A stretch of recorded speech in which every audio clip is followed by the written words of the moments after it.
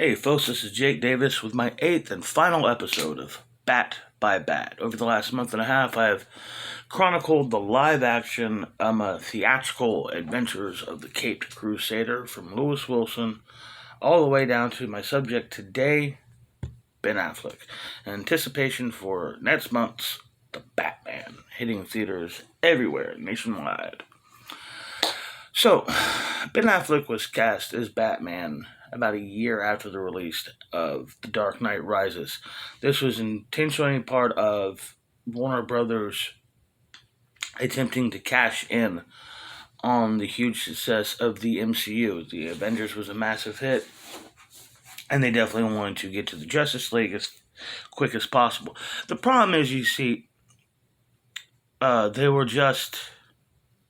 just following the footsteps of someone else's hard work. You see, Paramount were the ones that originally took a risk on Marvel, developing their own films with a whole interwoven continuity. And then, Disney bought them in 2011, and it's been Disney ever since. But Warner Brothers has had the rights for Superman since, I believe, the 1950s. And they bought the rights to all DC property back in the late 80s. I want to say 88 or 89. I want to say 89. So the truth is, they could have done what Marvel did. Could have beat them to the punch by nearly 20 years. But they didn't, because they didn't want to take that risk. They didn't have that vision. You know what I mean? There was at one time there's going to be the Superman Lives movie that was going to feature a cameo from Batman. There's going to be the world's finest film with Wolfgang Peterson. Those didn't work out. So, with the release of Zack Snyder's Man of Steel, which I said before, I think is, in my opinion, my personal favorite superhero movie ever made.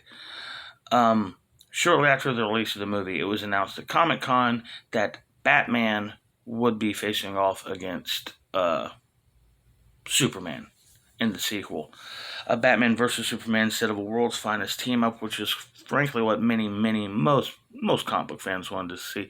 I mean, people say, well, this is the fight, people have been wanting for years. Well, you know what? 7-year-olds, 9-year-olds, I mean, seriously. There's a scene in Kick-Ass where somebody goes, who do you think will win a fight between Kick-Ass and the Red Mist? And his buddy goes, that's stupid, they're both heroes, why are they fighting? Exactly. And it just feels, also, it's a buddy of mine. One of his biggest problems with Marvel movies is that they always have to contrive a way for the heroes to fight. And that was also one of his problems with Marvel. Every time the Hulk meets a hero, he's got to fight the hero. And half the episode shows him fighting the hero, then they get dry gulched by the bad guy, and then they got to work together. Every Hulk team-up comic is exactly the same. It goes just like that. Not to say they're lame, they're really quite awesome.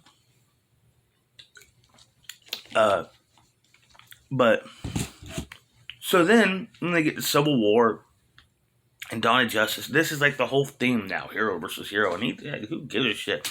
And I kind of felt the same way.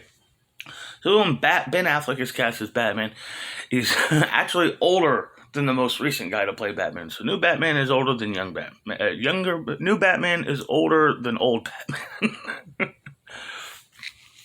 So Ben Affleck is cast, and there's a lot of whining and bitchy. Everybody bitches about every guy who's ever been cast as Batman, as I said. But Ben Affleck had to be the first guy cast as Batman during the age of social media. Where it was just relentless.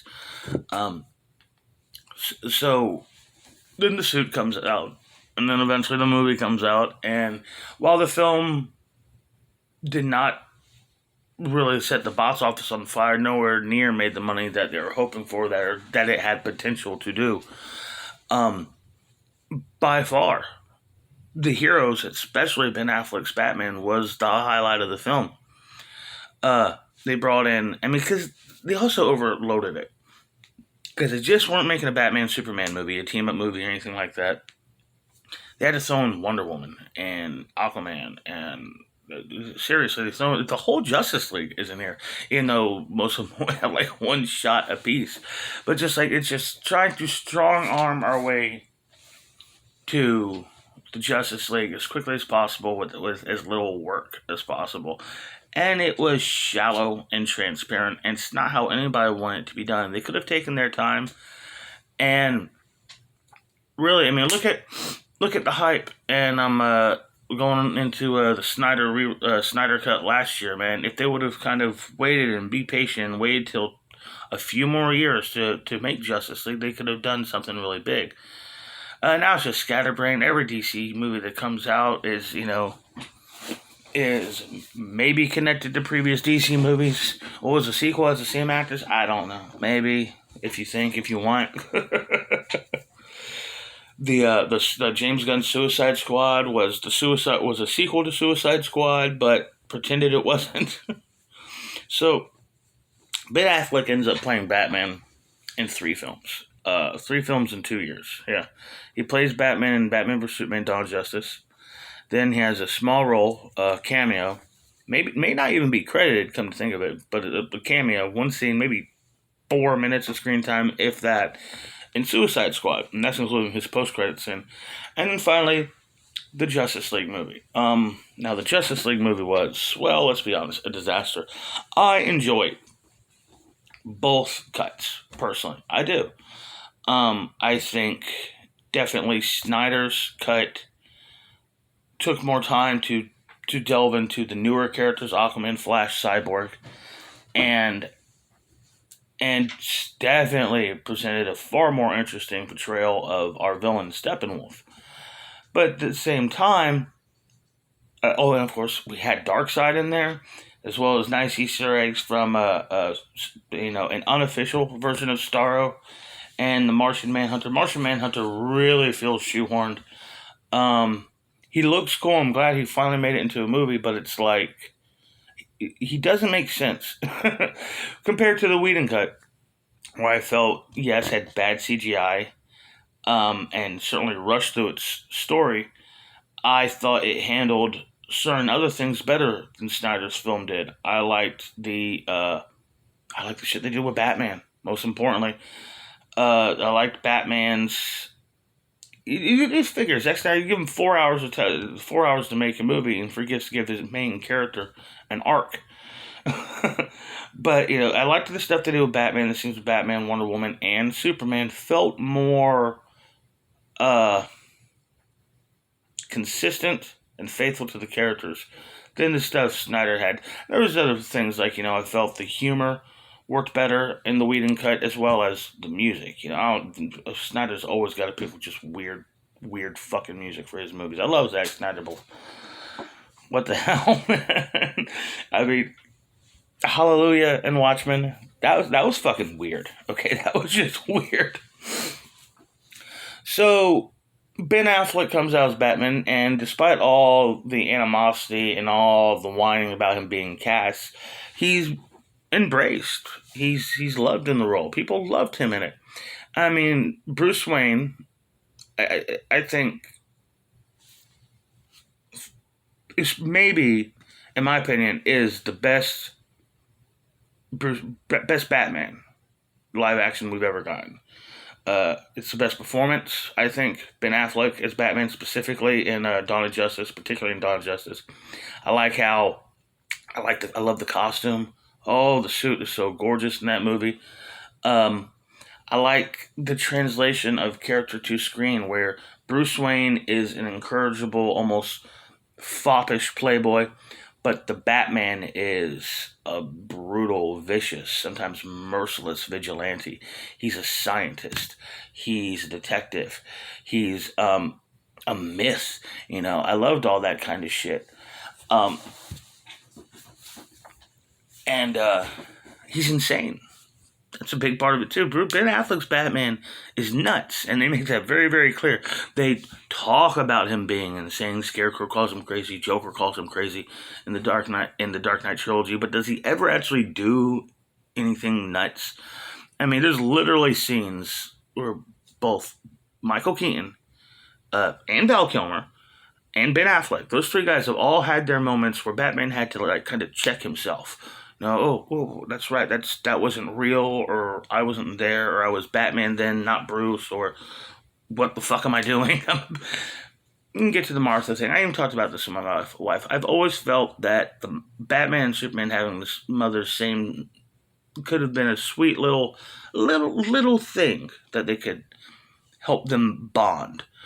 But the way it was done is silly, even though I think character-wise it works. And without the Martha scene, we don't get the best Batman moment of all time. So I can tolerate it. Yes, from the moment Bruce Wayne's Clark, I promise you, Martha will not die tonight, or something like that. Put it somewhere like that. And then the warehouse battle. Nothing comes close. Nothing else in all of Batman films has come close to that awesome, that badass, and that Batman. You know, his fighting style. There's like a far shot of him like fighting off 4 different guys with knives at the same time. I love that shit. It was so him throwing guys through walls, throwing crates in guys' face, kicking a guy into a guy. This kind of shit. Oh, I loved it, man. I did think the Batman versus Superman fight was slow. I thought it was paced poorly. And the big battle with Doomsday at the end is, I mean, Batman really can't do anything much but distract him long enough for Wonder Woman and Superman to get second wins. But unfortunately, Ben Affleck was also going through personal issues. His marriage was not working out, and he was trying to work through his alcoholism, which I first heard stories about Ben Affleck having a drinking problem like back when Daredevil came out. So I'm happy he finally got some help. It's just not easy. But ultimately, I really enjoyed the Affleck films. I think it's a shame he only did 3. I think it's a shame that, with all the hype and all the build-up, his time as Batman just was in one ear and out the other, man. It was just here and gone, like the breeze. That's a damn shame. There's talk maybe he'll come back for another film, a solo film, eventually one day, or a Justice League sequel, or a proper World's Finest. Rumor is he's going to be in the Flash movie. So we're going to have 3 different guys playing Batman in 2 different movies in the same year. Well. And Michael Keaton's come back as Flash in the Flash. I'm not sure how to feel about that, to be honest with you. I mean, Tobey Maguire coming back as Spider-Man was interesting. But you gotta remember, Tobey Maguire coming back as Spider-Man. Tobey Maguire's coming back as Spider-Man. He's in his mid-40s. And it's only been about 15 years since he last played the role. Michael Keaton's coming back as Batman.